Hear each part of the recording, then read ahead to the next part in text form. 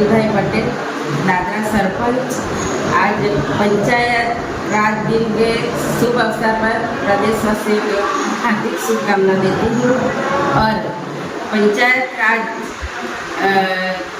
के दिन आज प्रधानमंत्री नरेंद्र भाई मोदी जी का लाइव प्रसारण है, तो सभी विकास के लिए वो सभी जनता को संबोधित करेगा, तो सभी लोगों को देखना चाहिए और पंचायत राज का विकास कैसा होएगा वो समझना चाहिए।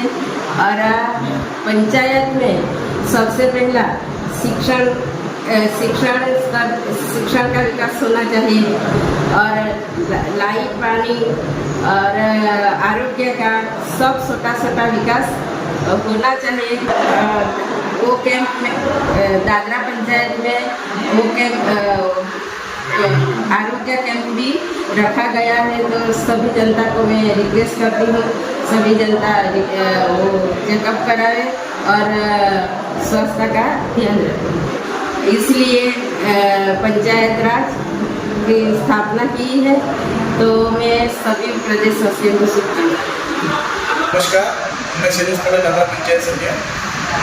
आज सभी को राष्ट्रीय पंचायत दिवस का बहुत बहुत शुभकामनाएं।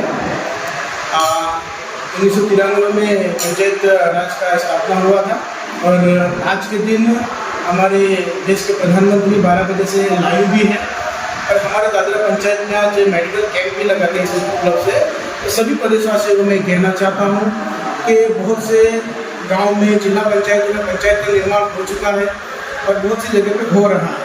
तो इससे एक ही ये फ़ायदा हो रहा है कि हर गांव में हर कोई जो भी सुविधा है वो सभी को डायरेक्ट टू डायरेक्ट मिलेगी और इसी वजह से छोटी छोटी जो भी बातें होगी, छोटे छोटे काम होंगे, उस पर सीधा सीधा ध्यान नजर रखी जाएगी। तो प्रदेशवासियों से मैं बहुत बहुत शुभकामना देता हूँ और इसी तरह से हमारे देश का विकास होता रहे। और सभी से एक निवेदन भी करता हूँ कि हर बार हमारे पंचायत से कचरे की गाड़ी आती है, तो आप सभी से निवेदन है कि कचरा बाहर ना फेंकें, सब लोग कचरे की गाड़ी में फेंकें। उससे हमको दो फायदा होगा, अपना गांव भी साफ रहेगा, अपना मोहल्ला भी साफ रहेगा, अपने घर में बीमारी भी नहीं आएगी। तो सभी प्रदेशवासियों से मैं एक ही निवेदन करता हूँ, जय हिंद जय भारत। એટલે આ બે રાજ્યોમાં આ પંચાયત રાજ સૌ પ્રથમ લાગુ કર્યું હતું અને આ પંચાયત રાજ એટલા માટે કે આપણા જે બી દિલ્હી બેસેલા મોટા લોકો ગ્રામીણ વિસ્તારમાં નાના કામ ના કરી શકે એટલા માટે એક પંચાયત રાજ બનાવવામાં આવ્યું અને આપણા ગામનો એકદમ આ ગ્રામીણ વિસ્તારમાંથી પેલો વિકાસ થાય એટલા માટે આ પંચાયત રાજની સંસ્થા બનાવવામાં આવી। તો સૌ પ્રથમ તો આપણે ગામનો વિકાસ કરવાનો હોય તો શિક્ષણ પ્રત્યે, સ્વચ્છતા પ્રત્યે, આરોગ્ય પ્રત્યે એમની નાની સમસ્યા આપણા ગામના લોકો સુધી આપણે પહોંચાડીએ અને પછી ગામમાં વિકાસ થાય, તે જ રીતે આપણા દેશનો પણ વિકાસ થાય, એટલે પંચાયતી રાજ કહેવામાં આવે છે। તો આજે આપણા દેશના પ્રધાનમંત્રીને પણ આપણાને લાઈવ પર આવશે અને વિકાસ કેવી રીતે થાય તેમનું આપણાને સમજાવશે।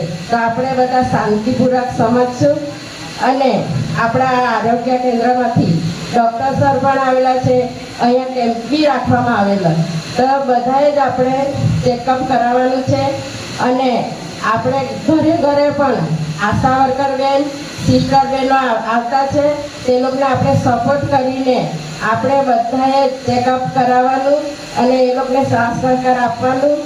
એટલું બોલીને જય હિન્દ જય ભારત। પંચાયતી રાજ જ્યારે દેશમાં કેન્દ્ર સરકાર છે પણ નાના ગામ લેવલે જ્યારે કંઈ પણ કામ કરવાનું હોય તો એમાં એક સરપંચ ગઠિત કરે નાના લેવલમાં જે પણ ગામનું જે પણ કામ હોય તો એ નાના લેવલ પર કરવામાં આવે, એના માટેની એક પંચાયતની રચના કરવામાં આવી।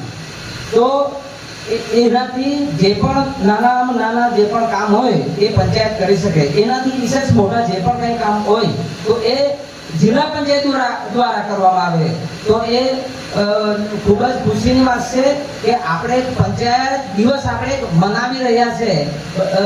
એમાં આપણો ભારત દેશ તો આઝાદ થયો, પણ ત્યારબાદ એક આપણા દેશમાં 1957માં એક પંચાયત રાજ વિશે કમિટીની રચના કરવામાં આવી અને એ કમિટી 1959માં સૌ પ્રથમ એ કમિટીએ આ પંચાયત રાજની ઘોષણા સૌથી પહેલા રાજસ્થાનમાં પહેલે કરવામાં આવી પંચાયત રાજની. ત્યારબાદ આંધ્રપ્રદેશમાં સૌ પહેલા જો પંચાયત રાજની જો મળ્યું હોય તો આ બે રાજ્યમાં સૌથી પહેલા આપણા દેશમાં મળેલા. તો ત્યારથી આપણે ખરેખર પંચાયતી રાજ એટલે નાના લેવલમાં જે પણ આજે આપણે પંચાયત જોઈએ કે એ આપણને ઈ ગવર્નન્સ મળ્યું, આપણને ડિજિટલ. આજે પંચાયતને તમે જોવો તો આપણને ડિજિટલ કોઈ પણ વસ્તુ બધી વસ્તુ આપણને ડિજિટલ મળી. તમને જ્યારે પેન્શન મળતું હોય તો તમારે એકાઉન્ટમાં ડાયરેક્ટ તમારા પૈસા તમારા જમા થાય. કોઈને આવાસ મળ્યો હોય એ પણ તમારા એકાઉન્ટમાં ડાયરેક્ટ પૈસા મળી જાય. ત્યારથી આટલા સમયમાં કે અત્યારે જે પહેલાના સમયના અત્યારના સમયમાં જે પણ આપણા દેશમાં જે વિકાસ મેળો પંચાયત રાજથી જે પણ બેનિફિટ ઘરે એક લોકોને ડાયરેક્ટ દરેક યોજના જે પણ આપણને જે પણ યોજના મળતી હોય તો ગામ લેવલે આપણને ડાયરેક્ટ બેનિફિશરીને સીધું બેનિફિટ મળે. એટલે પંચાયત રાજનો ખૂબ જ આપણને ખૂબ જ લાભ મળ્યો છે અને ખૂબ જ એના લીધે ખરેખર દેશનો વિકાસ થાય. જ્યારે ગામડાનો વિકાસ થાય ને તો ત્યારે દેશનો વિકાસ થાય.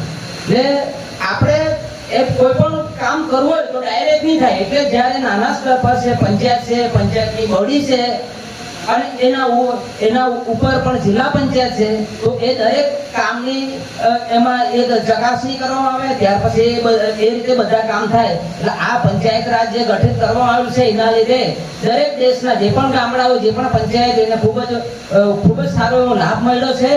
તો આજના દિવસે પંચાયત આપણને બધાને એવું તો આપણને કે આપણે જે દર વર્ષે આવે આજે ઉજવીએ અને નીકળીએ એવું નહીં, પણ એક બહુ જ ગર્વની વાત છે કે પંચાયત રાજ દિવસ પણ આપણા દેશના આજે દેશના વડાપ્રધાન મોદી સાહેબ પણ લાઈવ પ્રસારણ આજે કરવાના છે. તો એમનું પણ આપણે લાઈવ પ્રસારણ બધાએ જોવાનું છે, નિહાળવાનું છે કે આપણે પંચાયત રાજ શું છે.